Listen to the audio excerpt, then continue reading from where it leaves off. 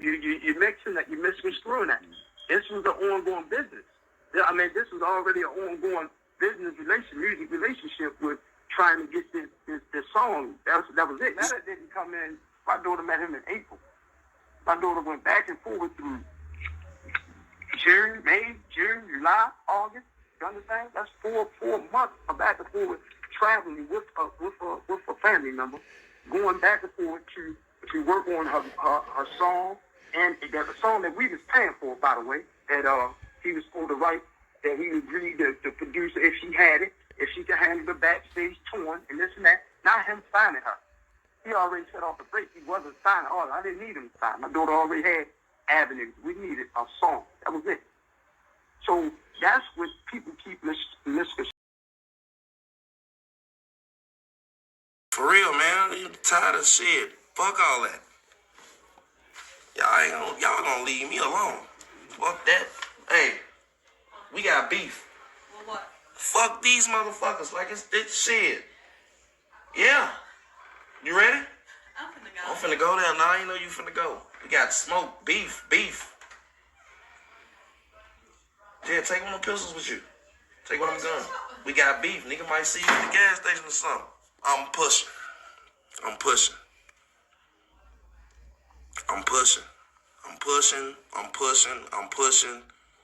You know what I mean? Leave that little girl alone. Man, find somebody else, man. There's other people in this fucking case. Y'all finna leave her alone. Or we getting ready to have some real motherfucking problems in real life. Leave her the fuck alone. Like, I'm telling you. I'm just telling you. Man.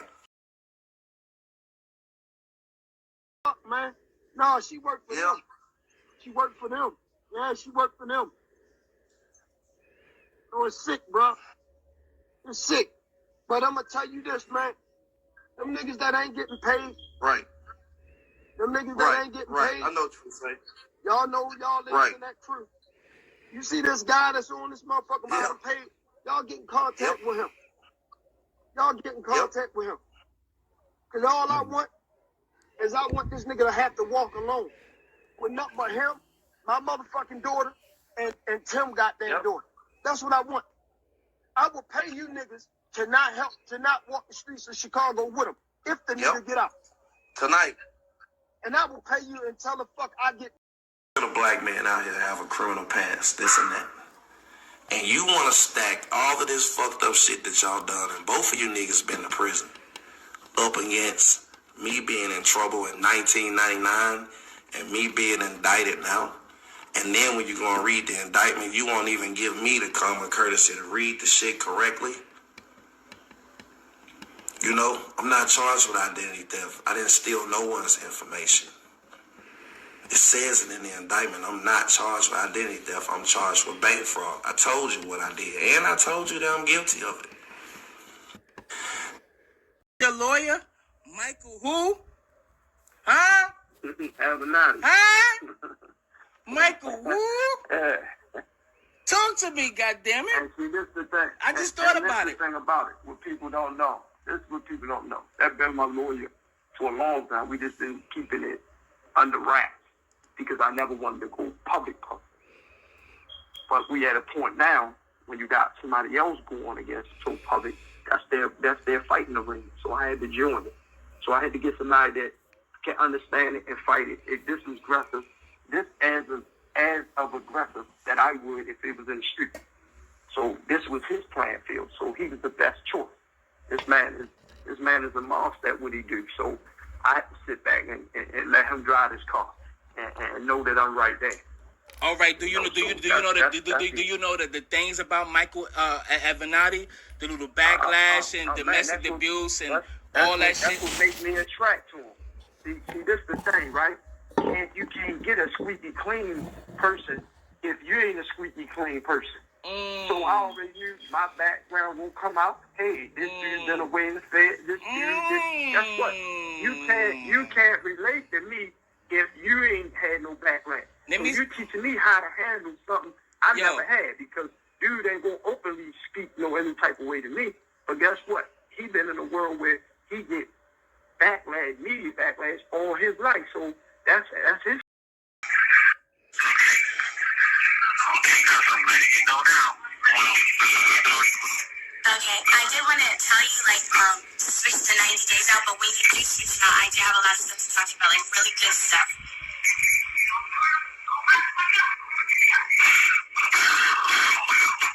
What do you mean? We already talked about last week switching up days. We've been talking about that, so why are you saying wow? Yeah, because you look up and you call right into the building and you call me down to the floor. No, I called. Okay, because I'm letting you know now.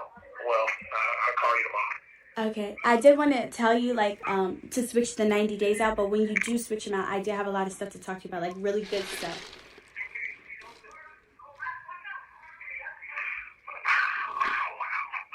What do you mean? We already talked about last week switching out the days. We've been talking about that, so why are you saying wow? Yeah, because you hung up on me and called right into the building, and they called me down the floor, to the floor to discuss the same thing I had already told you. No, I called them to figure out when it would be, because even if you switch out the 90... From you, because trust me, I don't jump on anybody's shit. I know a little bit background. Y'all understand? I'm a real tactical individual, man. I find out who people is and all that before I allow myself to be on it. It don't matter your platform. If you got certain qualifications and you stacked by certain people, I'm going to fuck with you. And got confirmation from you, because trust me, I don't jump on anybody's shit. I know a little bit background. Y'all understand? I'm a real tactical individual, man. I find out who people is and all that before I allow myself to be on it. It don't matter your platform. If you got certain qualifications and you stacked by certain people, I'm gonna fuck with you. And got confirmation from you, because I don't jump on anybody's shit. Cook County are very fortunate to have Kim Fox and her professional staff at the helm of this criminal prosecution, and I am highly confident, extremely confident, that at the end of this journey, Rkelly will be convicted on multiple counts. Again, we began in April of last year. Earlier this month, we uncovered and recovered a videotape of over 40 minutes in length. We promptly brought it to the attention of Ms. Fox and others in her office. This tape leaves no question as to whether Rkelly is guilty of multiple sexual illegal acts against a 14-year-old girl. The tape was shot in the late 90s, approximately 1999. It depicts two separate scenes shot on two separate days within Mr. Kelly's residence at the time. The audio on the tape, it is clear. The video is far superior than the video that was used in connection with the 2008 trial. It is an entirely different video. Repeatedly on the video, both the victim and Mr. Kelly refer to the victim's age as being 14. That occurs in excess of 10 separate times on the video. Both the victim and Mr. Kelly can be heard referencing her age. It is clear that this young lady was 14 years of age during the time the video was shot. Mr. Kelly, throughout the video, stops what he's doing, stops his acts of sexual assault, and he proceeds to move the video camera and adjust the camera angle, zooming in, changing the direction of the shot, and things of that nature. So there's no question that he knew exactly what he was doing. At one time, or at one point in time on the video, in the first scene, it is clear that Mr. Kelly is having the victim watch another piece of pornography, which appears to be him with yet another young girl on a big screen television in the background. Repeatedly on the video, the young lady refers to Mr. Kelly as Daddy. The video depicts Mr. Kelly engaged in oral sex with the young victim, both receiving as well as giving, as well as vaginal intercourse and anal penetration. There are also instances of Mr. Kelly urinating on the young girl on the videotape. This video was turned over again to Ms. Fox and others in her office earlier this month, within days of our recovery of the tape. We are aware of 2 other tapes in existence, one of which we have recovered, the second of which we are in the process of recovering, and as soon as we do, we will be providing those tapes as well to Ms. Fox and others in her office. Write all of these songs for y'all for 30 years. I'm just trying to relax in the blessing, you know what I'm saying? I don't take this for granted, man. I am very thankful for the gift God has given me, man. And for y'all to fight for me all these years, keeping my shit alive, man. Fuck that! Stupid ass shit! Stand up tall, look him in the face and say, hey, who are you? Hey, I'm that star up in the sky. I'm that river way up high. Hey, I made it. Because he's going to make it out of it. To you.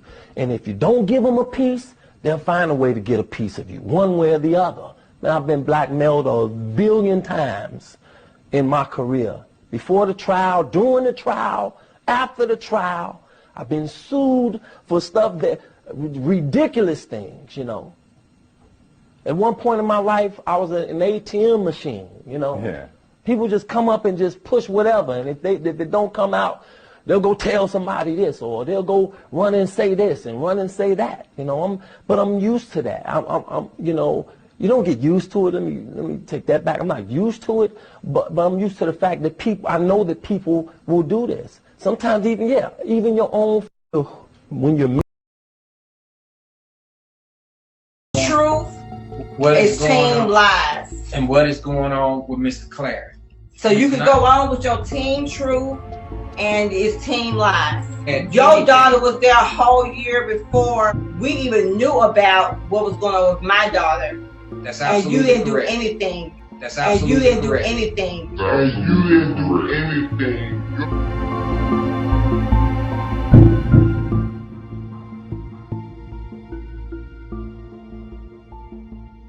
Their parents are cowards. I'm calling it like it is. They are cowards. And if they don't want to come forth, I'm calling them out.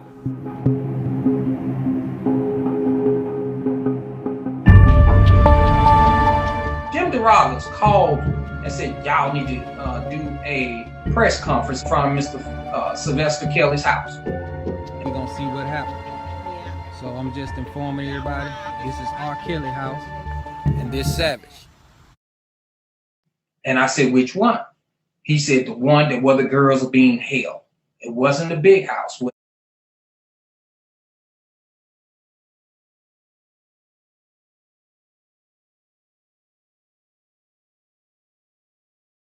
So we went to the house.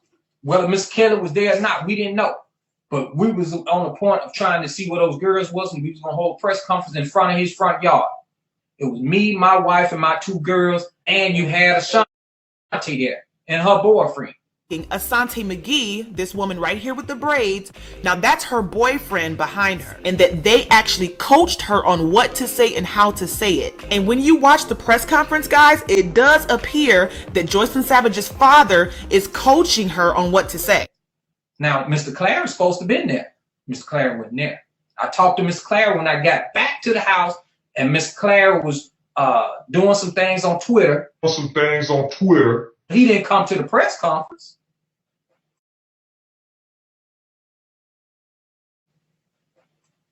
Like he said he was going to be there, but he did help on Twitter.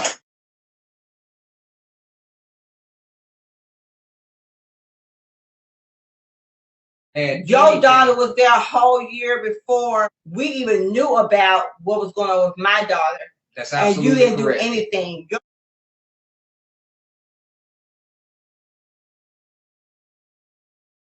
Up, Tim.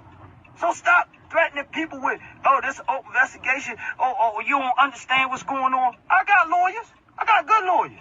You got to worry about when you do understand this. It's falsifying documentation, lying, going under oath, and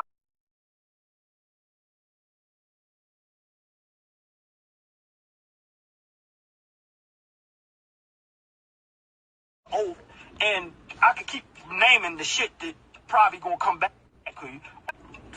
Go have a conversation with Greg. Tell him get ready for the raft, cause y'all got a lot of defamation of characters and disrespect and threats. Tell him you got all types of threats. So, but then they put up this now that I better be careful and keep the savages. They gonna drop the tapes. Please drop the tapes, and I'm gonna show you the difference between me and everybody else. I'm gonna show you that recording somebody in the state of Atlanta, Georgia, is not legal. So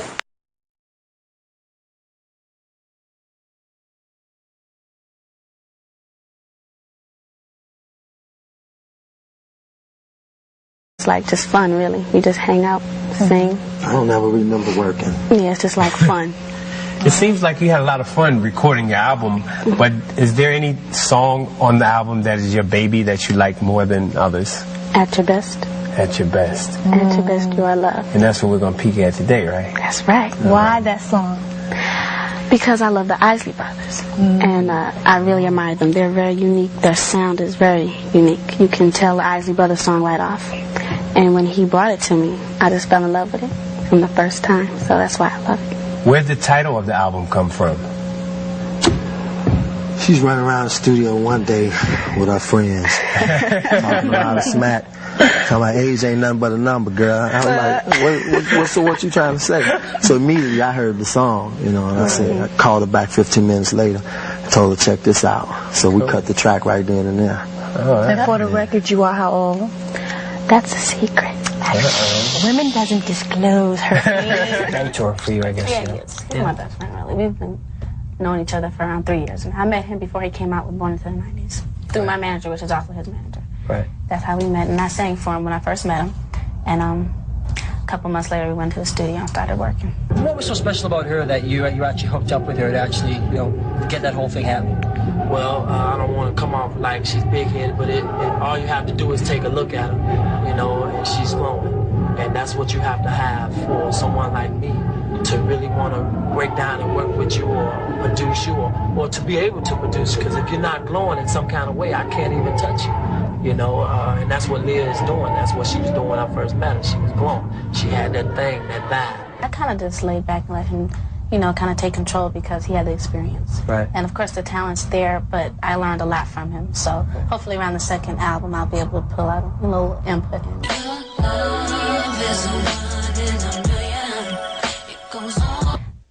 My parents always told me, and I sung a lot with my mom, but when I heard other people's views, and everyone else was telling me that I could sing, is when I really realized I had a great voice. Really, my parents always told me, but parents, they love their kids too. They don't tell you anything. You have a great support system, and your dad travels with you and your brother.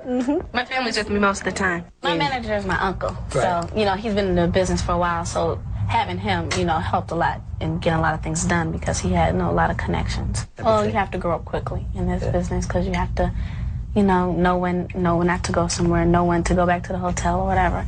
But, my mom travels with me a lot, and my dad and my brother, so having them around helped me a lot. And going on my age, I wanted them to really accept me as an artist and just enjoy. Netflix killed Blockbuster. Uber killed taxi cabs. And now there's a new income app that's... I wanted them to really accept me as an artist and just enjoy the music. And, everybody's asking me, how old are you? And they know I'm young, I'm in my teens, but I made it a fact that I wasn't going to tell and keep it a secret. And now, I just had a birthday. I just turned 16. So I'm telling people now. We've got the scoop. I'm 16, so I was really geeked about my sweet 16, so I'm telling people now. But they've accepted me, and my album's been very successful, so that's why I don't mind saying it now. That song can relate to a lot of people. Like if you fall in love with someone older, or if an older person falls in love with someone younger, it's really everyone can relate to it, not just one group of people. And of course, because we knew when I came out that age would be, you know, the big thing, an issue.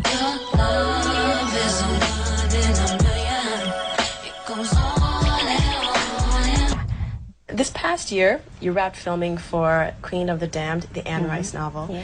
And you finished your third album, and you also signed on to star in the next 2 Matrix sequels. How many hours do you have in a day? Oh, it's a lot of work. It really is. You know, now that I have, you know, dual careers, it's double the workload. But I'm really enjoying it. You know, this is what I've wanted since I was a little girl. And, you know, living a dream on being original and being unique. And I stay up on what's going on in music, you know, what's hot and all of that. But I don't like to, I won't let things influence me to stray from what I want to do, you know? And the team that I work with is very creative and very innovative, and we're always challenging ourselves to do something new, you know? I'm like, with this album, we have to dig deep and maybe sing about things, talk about things we haven't talked about before, or maybe, you know, we'll use an instrument on this track. I self-titled this album because I feel it really reflects me. It's, like I said before, it's a mature album. It's, even with my vocals, you feel the growth, you know what I mean? My signature style still remains, but with some songs I use a little bit more power, a little bit more depth, because I feel that that's what that song called for. And I just want people to really feel who I am as a young adult now, and I really feel that does come across. These were some old clips that I had to dig down. So Well, there are gonna always be rumors, and there's a So whole the lot Axe of to rumors going Grind on. would be based on business, not personal. Well, it was business. The relationship was business, and then it became personal. Situation with that is, you know, Sparkle. I did an album for her. She got some success off of it, and her next album, she wanted somebody else to produce it with me, and I just didn't agree with that. I felt like if this one is successful, then the next one's going to be successful, and that's just not the way I'm doing business. It's just bring in other producers. I'm the producer in that, and this is what I do. I'm gonna produce you. The first one was successful, and I feel this is gonna be successful. It became a big deal. I mean, it became a really big deal, and where it was just some bad blood between us, and she didn't like it, and she left the company, signed with someone else, and then that person who she wanted to produce produced her. It didn't work out. She became really mad, really angry, and it's just been downhill ever since. So Sparkle, I would say, has a lot of reasons right now to be mad at me. Do you believe that those reasons are turning into these accusations? I really do believe in my heart it has something to do with it, yeah. Let me ask you about career. You put out an album, Best of Both Worlds, with Jay-Z. Highly anticipated. People said the sales would be through the roof. We have seen sales, while good, not what anyone anticipated. When Ron Isley mentioned you at the Soul Train Awards, there were boos in the audience. Are you concerned about your career? I'm very concerned about my career, but most of all, I'm concerned about my life, because the career is after that, and that's what I should have seen in the beginning. In the beginning, I didn't see it. It was the career. It was Rkelly. It was the bling bling. It was the women, the clubs. But now I'm looking at my life here. You know, I'm a human being. I have a life here to protect. Of course, I care about what people think about me, what they think about my music. I love my fans, love my music, but this is a bit more important than the music career, you know, and I love my career. Everybody know I love music, but I'm trying to protect my life right now. Can you, and I hear that, and I'm not trying to minimize, but do you believe your career is stunted from this point on? Can you recover it all? We saw accusations against Michael Jackson, and while his career still thrives, it's not what it was prior to the accusations. Do you believe that you're hurt from this point on? Well, I like to think positive. I like to say that, you know, once people see that I'm not a monster like people out there saying I am. I'm not a monster. I'm not out here doing the things that people are saying I'm doing. But at the same time, I'm not a perfect guy. I don't want people to think that I'm trying to be an angel either. You know, I said earlier, I got things in my life that I'm dealing with. That's why I'm working with the Reverend Pastor Meeks right now. But And I'm trying to just clear a lot of things up with my life. Get from around the people that I used to be around. You know, stop hanging around the same environment and just, you know, and get into a more positive light, even with my music. And I hope that people would see that, and I hope that they would, you know, understand that. Hey, look at all those movies, huh? You think I could be a movie star, Carl? Can you act? Oh, I could act like a movie star. This isn't imported water. You call this a health spa? I've been through in my way past to hold somebody, let alone 4, 5, 6, 50, you said. How stupid would I be to do that? I didn't say you were holding... That's stupid, guys. I didn't... Is this camera on me? Yes, it's on. That's stupid. Use your common sense. Don't forget the blogs. Forget how you feel about me. Hate me if you want to, love me if you want, but just use your common sense. How stupid would it be for me to, with my crazy past and what I've been through, oh, right now I just think I need to be a monster and hold girls against their will, chain them up in my basement, and don't let them eat and don't let them out unless they need some shoes down the street from their uncle. Robert, stop it. Y'all quit playing. Quit playing. Robert. I didn't do this stuff. This is not me. I'm fighting for my life.